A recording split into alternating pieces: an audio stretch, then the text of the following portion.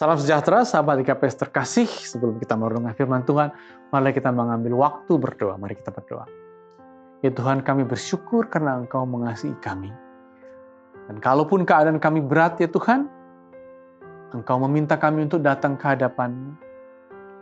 Dan Engkau akan mengasihi kami lebih lagi. Bukalah hati dan pikiran kami untuk firman-Mu. Demi putra-Mu, Kristus kami berdoa. Amin.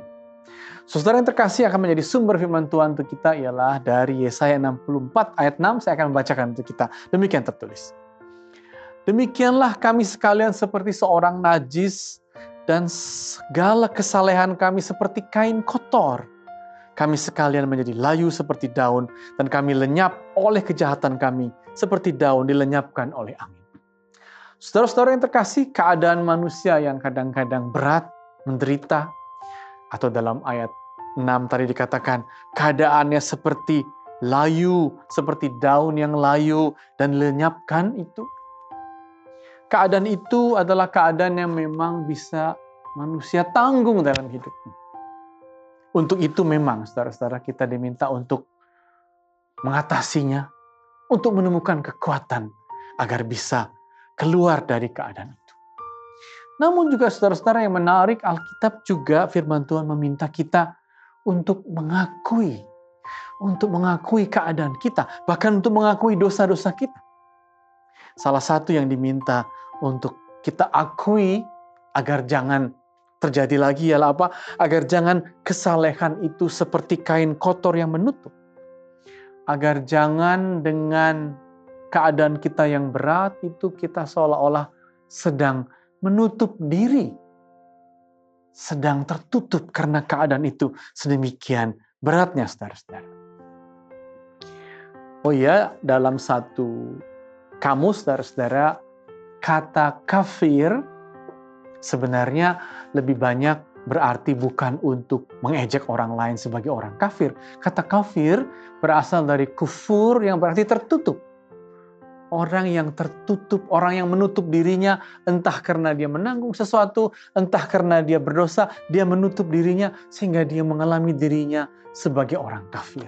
Karena itu, di tengah-tengah kehidupan kita yang mungkin berat, yang mungkin menderita, justru kita diminta agar jangan kita tertutup, agar jangan kesalehan kita seperti kain kotor yang menutup. Dan kalau begitu, apa yang kita lakukan? Oh jelas, kita datang kepada Tuhan. Dalam ayat 4 dikatakan agar ada telinga yang mendengar, dan saudara-saudara agar juga kita bisa melihat karya Tuhan.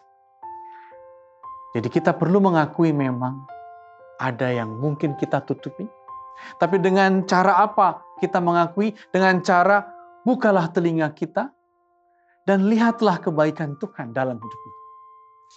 Dan selanjutnya yang luar biasa saudara-saudara, bukan hanya agar kita melihat dan membuka diri kita, membuka telinga kita pada perkataan Tuhan, tapi juga yang luar biasa saudara-saudara pada ayat 7, agar kita sekarang selanjutnya memanggil Tuhan dalam keadaan kita yang seberat-berat apapun. Jadi saudara-saudara, penderitaan yang kadang membuat kita seperti daun yang layu, kadang-kadang mau kita atasi dengan menutup diri kita. Tetapi justru di situ yang Tuhan mau agar kita mengaku keadaan kita, mengaku kelemahan kita, dan kita diminta untuk membuka telinga kita, mendengarkannya, jangan mengisolasi diri, jangan menutup diri. Dan setelah kita mendengar Tuhan, pada ayat 7 dikatakan, panggillah namanya, agar kita bangkit, agar kita bisa mampu keluar dari keadaan yang tertutup itu, dan kita diampuni, kita dikuatkan, dan sebutlah jalan baru. Dan dengan kita menyebut jalan baru kita, disitulah kita akan diampuninya, disitulah kita akan dikuatkannya, dan di jalan baru itulah kita juga akan diberkatinya. Jadi saudara-saudara, kita bisa terpuruk, kita bisa seperti orang dengan kain yang kotor, tertutup. Tapi bukalah hatimu, bukalah telingamu. Dan panggillah dia, sebutlah jalan barumu. Di situ, dia akan mengasihi kita, mengampuni kita, dan memberkati kita. Amin.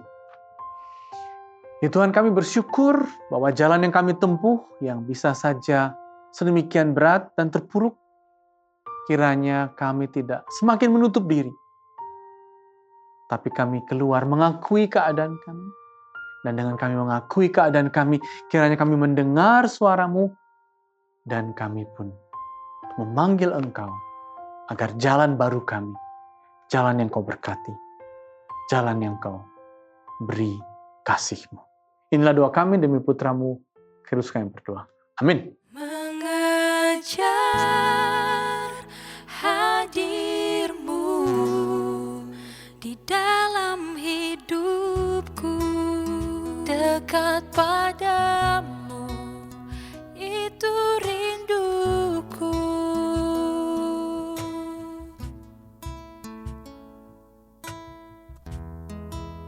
Setiap kataku, Kau pun menunggu.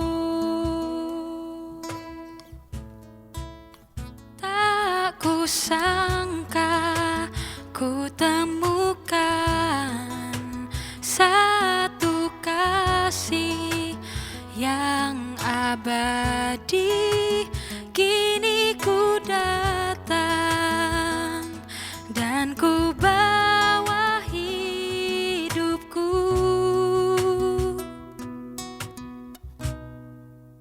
memandang wajah-Mu, mengikuti kebaikan-Mu, mengejar hadir-Mu di dalam hidupku. Membawa sembahku, menyatakan kebesaran-Mu, mengejar hadir-Mu di dalam hidupku. Memandang wajah-Mu, mengikuti kebaikan-Mu, mengejar